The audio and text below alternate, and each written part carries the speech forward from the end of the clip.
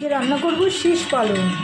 এই শীষ পালং কিন্তু শুধু বাঙালিরাই খায়, মানে যে পালং শাকে শীষ হয়ে যায় আর ডাঁটাগুলো একটু শক্ত হয়, এবং অবশ্যই এটা সর্ষে বাটা দিয়ে খায়, এবং এটা পশ্চিমবঙ্গ ঘটি বাঙাল দুজনেই খায়। সবজি থাকবে কুমড়ো, শিম, আলু আর একটু মূলো। বড়ি ভেজে নেব, পালং শাক মানেই বড়ি।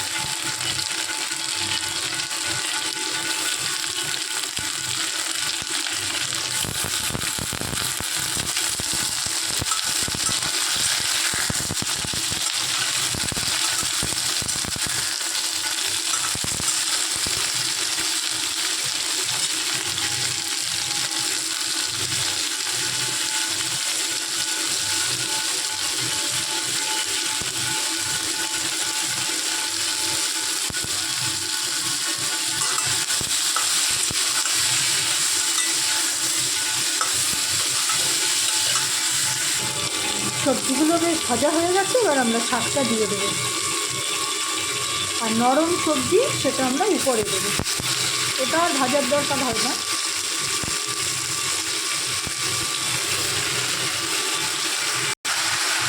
নরম সবজিগুলো উপরে দিয়ে দেবো।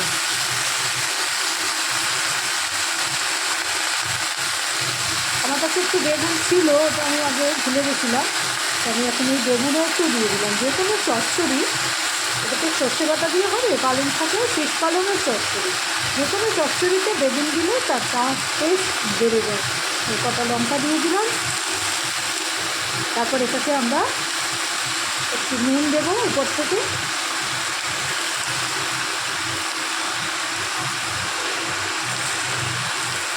এক চামচ একটু চিনি দেবো,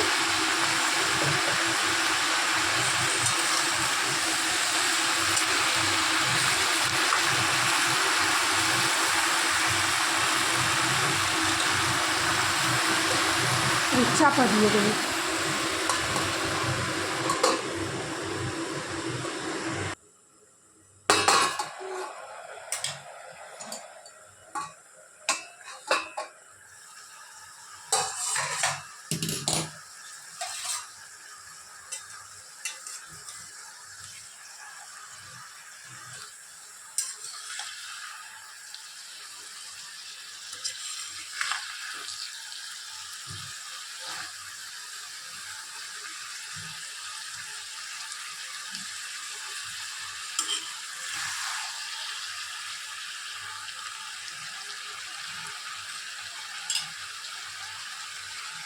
আর একটু হবে, আমরা চাপা দিয়ে দিচ্ছি।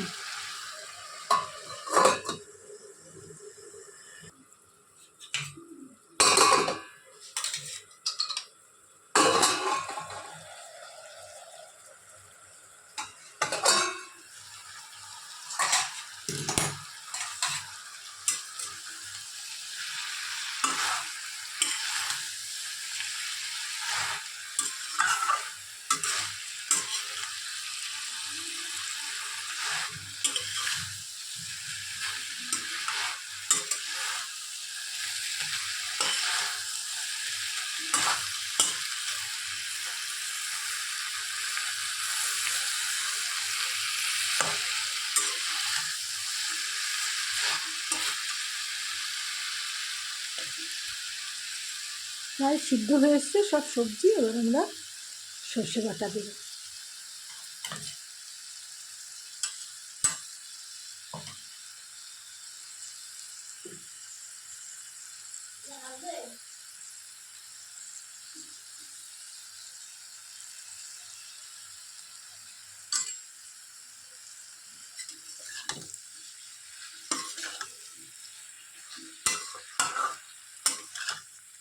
এগুলো মিশিয়ে নিই ভালো করে।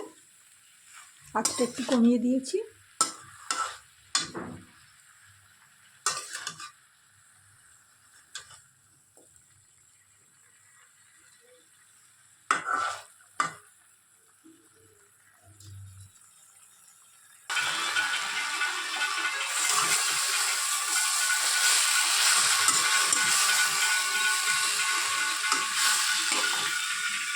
এবারে এই বড়িগুলো দিয়ে দেবো।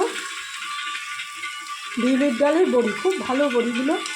আমাদের পাড়ার একটা দোকানে পাওয়া যায়, ঘরে তৈরি। বাকি তো এত চালের গুঁড়ো থাকে, দিতে দিতেই ভেঙে যায়। এই যে যখন চচ্চড়ি মানে কি, যেটা নিচে একটু লেগে লেগে যাবে, চচ্চড় করবে, তাকে বলে চচ্চড়ি। এটা হচ্ছে পালং শাকের চচ্চড়ি। দুই বাংলা একই সিস্টেমে করে, শুধু নুন মিষ্টির ঘরটা একটু আলাদা হয়। আপনি যদি মনে করেন আর একটু মিষ্টি দিতে পারেন।